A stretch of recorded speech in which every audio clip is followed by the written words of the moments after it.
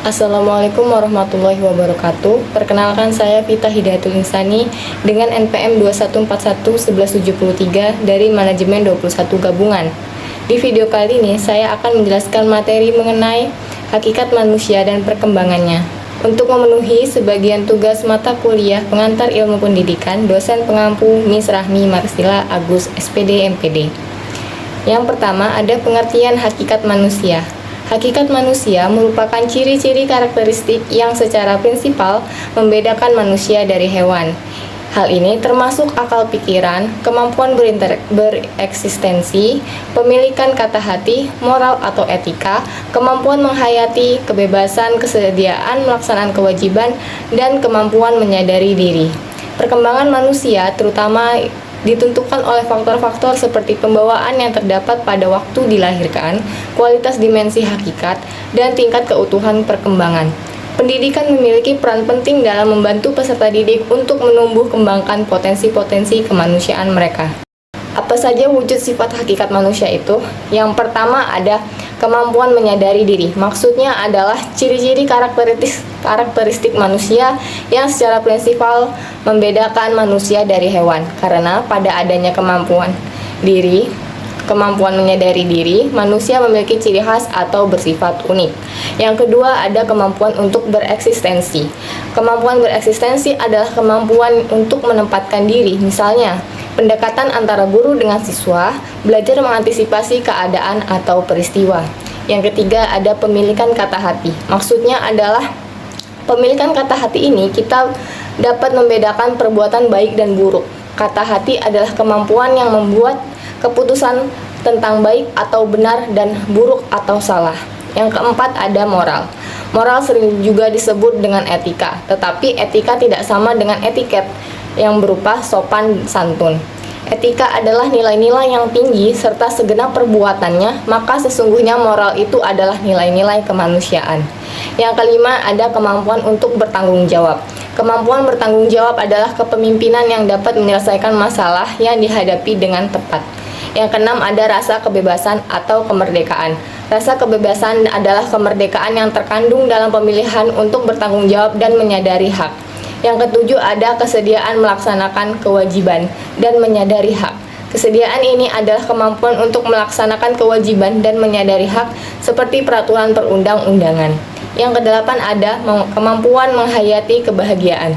Kemampuan ini terkait dengan usaha, norma, dan takdir yang merupakan faktor untuk menentukan kemampuan manusia dalam menghayati kebahagiaan tersebut. Selanjutnya, apa saja dimensi perkembangan manusia itu? Yang pertama ada dimensi keindividualan, yang merupakan salah satu dimensi perkembangan manusia yang berkaitan dengan kepribadian seseorang. Keindividualan ini merupakan keutuhan yang tidak dapat dibagi-bagi, yang menjadi ciri-ciri unik dari setiap individu. Dimensi keindividualan berkaitan dengan yang pertama ada kepribadian seseorang. Keindividualan merupakan kepribadian seseorang yang merupakan suatu keutuhan yang tidak dapat dibagi-bagi dan menjadi ciri-ciri unik dari setiap individu. Yang kedua ada potensi individu. Setiap anak manusia yang dilahirkan telah dikaruniai potensi untuk mengembangkan diri mereka. Dimensi yang kedua ada dimensi kesosialan, yang merupakan salah satu dimensi perkembangan manusia yang berkaitan dengan sifat-sifat kemasyarakatan, seperti suka memperhatikan umum dan juga suka menolong.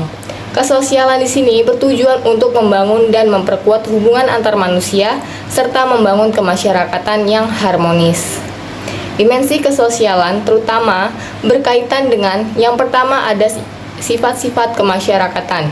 Kesosialan di sini merupakan sifat-sifat kemasyarakatan yang memiliki sifat suka memperhatikan umum dan juga suka menolong. Yang kedua, hubungan antar manusia. Kesosialan ini bertujuan untuk membangun dan memperkuat hubungan antar manusia serta membangun kemasyarakatan yang harmonis. Yang ketiga, ada kecenderungan untuk masuk ke dalam masyarakat. Kesosialan ini merupakan kecenderungan manusia untuk masuk ke dalam masyarakat yang terikat bersama dengan oposisi timbal balik yang terus-menerus mengancam untuk memecah masyarakat. Dimensi yang ketiga ada dimensi kesusilaan, yang merupakan salah satu dimensi perkembangan manusia yang berkaitan dengan nilai-nilai yang mempengaruhi keputusan dan tindakan seseorang. Kesusilaan ini merupakan kondisi moral dan juga emosi seseorang yang mengarahkan kepada tindakan baik dan benar. Dimensi kesusilaan ini berkaitan dengan yang pertama ada nilai. Kesusilaan merupakan nilai-nilai yang mempengaruhi keputusan dan juga tindakan seseorang. Yang kedua ada kondisi moral dan emosi. Kesusilaan merupakan kondisi moral dan emosi seseorang yang mengarahkan kepada tindakan yang baik dan benar. Yang keempat ada dimensi keberagaman, yang merupakan salah satu dimensi perkembangan manusia yang berkaitan dengan kemampuan seseorang untuk mengenal dan menghargai keberagaman. Keberagaman merupakan sifat yang menjadi ciri-ciri unik dari setiap individu, termasuk budaya, kepercayaan, dan juga kebiasaan. Dimensi keberagaman berkaitan dengan yang pertama ada kemampuan mengenal dan menghargai keberagaman. Keberagaman merupakan sifat yang menjadi ciri unik dari setiap individu, termasuk budaya, kepercayaan, dan juga kebiasaan. Yang kedua ada pengenalan dan hargai budaya, kepercayaan, dan kebiasaan. Keberagaman merupakan sifat yang menjadi ciri unik dari setiap individu, termasuk budaya, kepercayaan, dan juga kebiasaan. Pengembangan dimensi hakikat manusia. Ada dua pengembangan dimensi hakikat manusia. Yang pertama, pengembangan dimensi hakikat manusia yang utuh. Dimensi ini bertujuan untuk mengembangkan semua dimensi hakikat manusia secara optimal dan bertanggung jawab sehingga manusia dapat mencapai tujuan yang diinginkan dalam hidup mereka. Yang kedua, ada pengembangan dimensi hakikat manusia yang tidak utuh.